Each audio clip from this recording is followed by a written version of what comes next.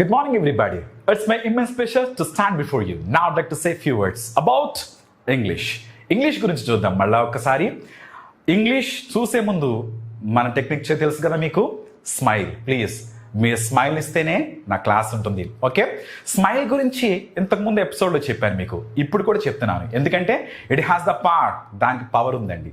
ఆ స్మైల్కి పవర్ ఉంది. అందుకని మీ స్మైల్ చూస్తే నేను ఇంకా చాలా ఇక్కడ బాగా క్లాస్ చెప్పగలను. ఓకే, ఎందుకు చెప్తున్నానంటే స్మైల్ గురించి, actually I use to go for the walk. I use to going for the walk right now.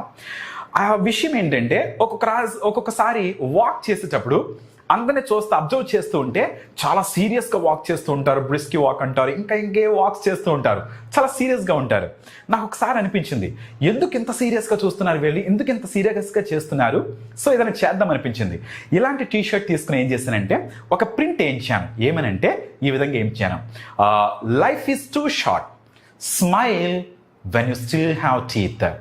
అంటే ఈ జీవితం అనేది చాలా చిన్నదంట, చాలా చిన్నది. 60-70 సంవత్సరాలు ఈ జీవితకాలం కదా.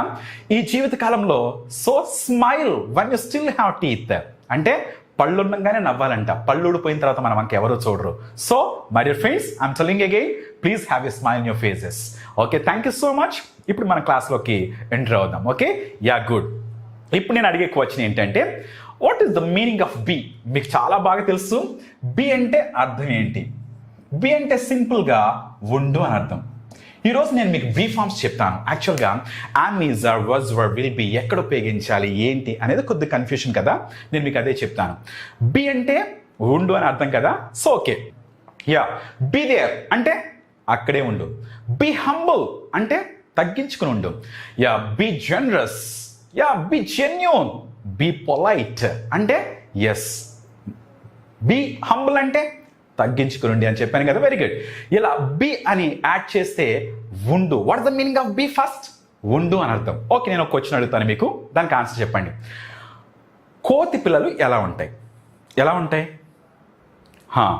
ఎలా ఉంటాయి అంటే సింపుల్గా కోతుల్లానే ఉంటాయి. Okay, fine. మరి సింహం పిల్లలు ఎలా ఉంటాయి? సింహం పిల్లలు ఎలా ఉంటాయి? Yes, very good. సింహం పిల్లలు సింహం లాగానే ఉంటాయి. నెక్స్ట్, మరి బర్డ్ పిల్లలు ఎలా ఉంటాయి? బర్డ్స్ పిల్లలు బర్డ్ లానే ఉంటాయి. మరి స్నేక్స్ పిల్లలు ఎలా ఉంటాయి? స్నేక్స్ లాగానే ఉంటాయి కదా. మరి మనిషి పిల్లలు ఎలా ఉంటారు చెప్పండి? మనిషి పిల్లలు మనుషుల్లానే ఉంటారు. Very good, that's good. మరి ఇన్సెక్ట్ పిల్లలు ఇన్సెక్ట్స్ లానే ఉంటాయి కదా. Very good. మరి నాకు వచ్చిన ఏంటంటే, బీకి పుట్టిన పిల్లలు ఎలా ఉంటారు? బీకి పుట్టిన పిల్లలు బీలానే ఉంటారు. ఎందుకంటే కోతికి పుట్టిన పిల్లలు కోతిలా ఉన్నప్పుడు, అదేవిధంగా మనుషులకు పుట్టిన పిల్లలు మనుషుల్లా ఉన్నప్పుడు, బీకి పుట్టిన పిల్లలు బీలానే ఉంటారు. బీకి పుట్టిన పిల్లలు ఎవరో చూద్దాం. ఎవరంటే చూడండి, am, is, are. Okay, was, were. Okay, ఇది వెర్బ్ 1 అనుకుంటే ఇది వెర్బ్ 2. ఇద్దరు ముందుగా పుట్టారు, తర్వాత am, is, are. Okay, fine. So మీరు సింపుల్గా ఎలా చెప్పుకోవచ్చు అంటే, ఇద్దరు ఆడపిల్లలు లేకపోతే ముగ్గురు మగ పిల్లలు. ఫైన్. ఒకసారి సింపుల్గా చెప్తాను చూడండి. బి అంటే నా ఇంటెన్షన్ చెప్తున్నాను మీకు. బి అంటే ఉండు అని అర్థం.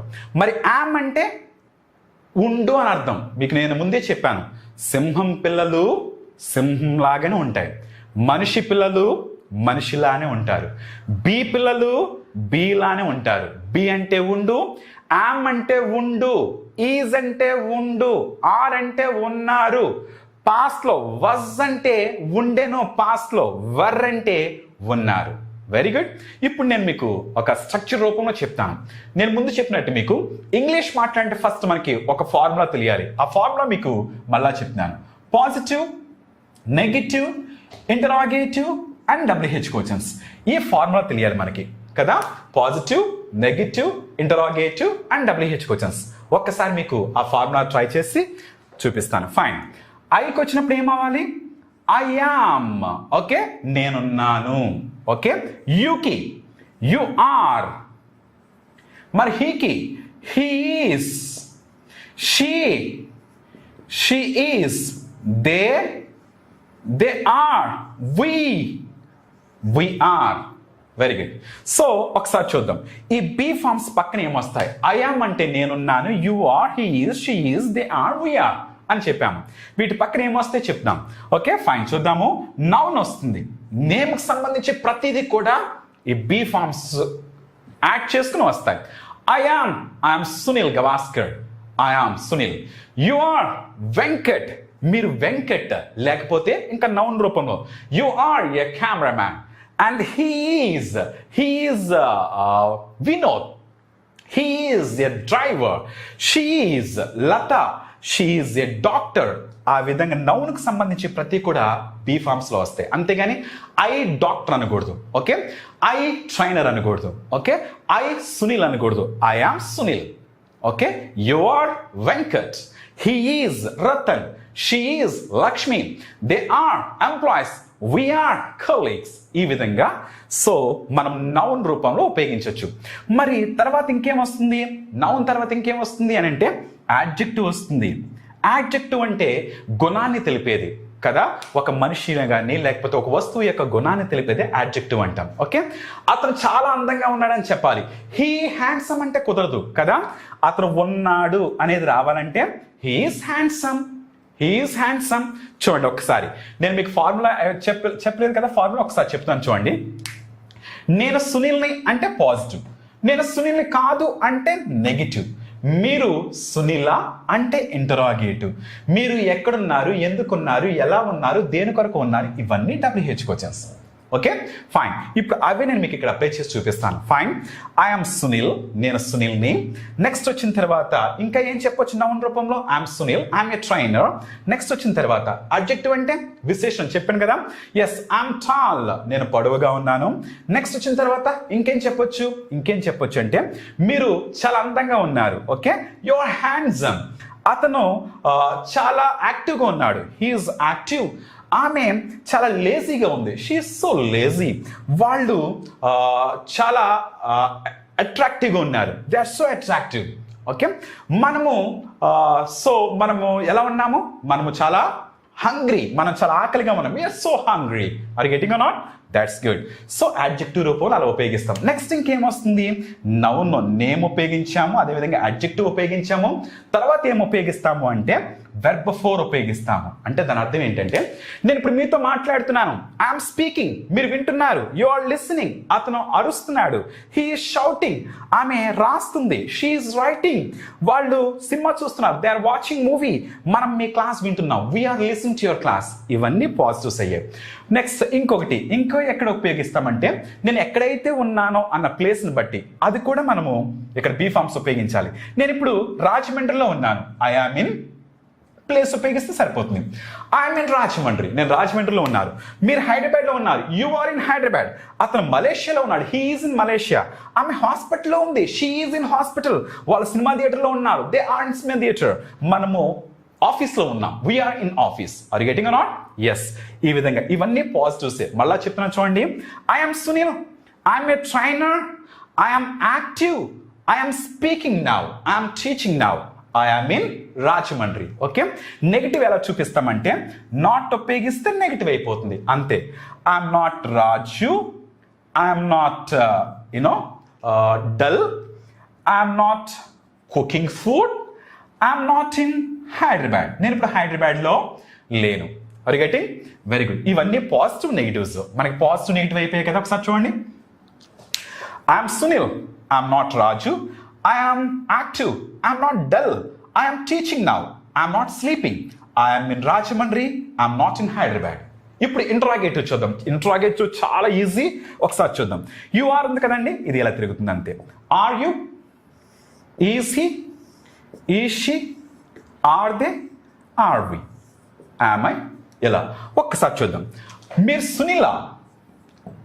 Are you dash. Are you plus ఏం వస్తుంది? నౌన్ వస్తుంది, యాడ్జెక్టివ్ వస్తుంది, V4 వస్తుంది, in place. Are you Sunil?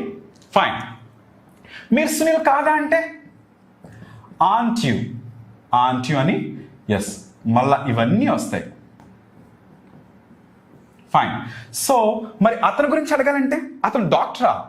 EC. Is he. Is he a doctor? Next adjective. Is he clever?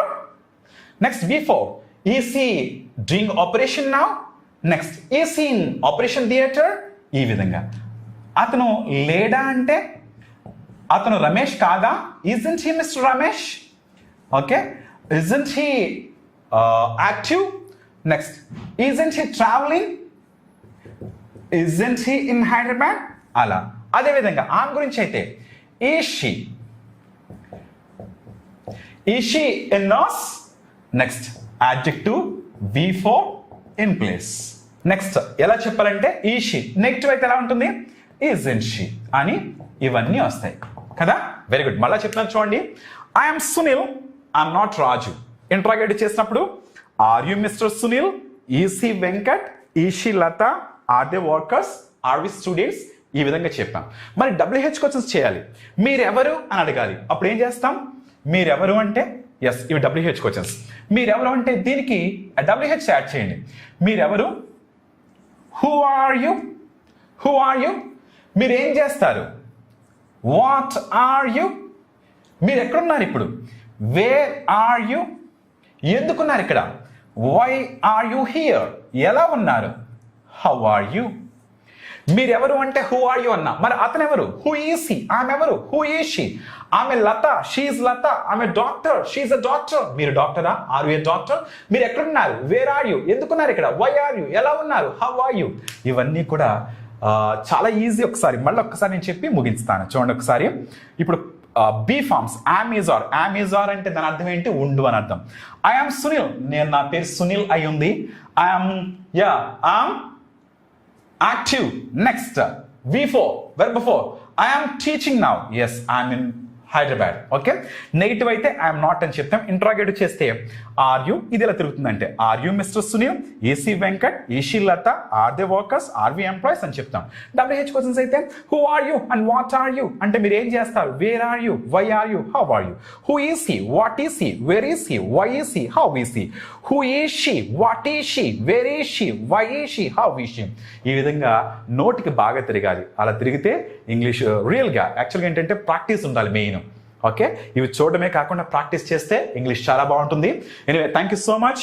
So ఇంకో సెషన్లో మళ్ళా కలుద్దాం. Thank you so much.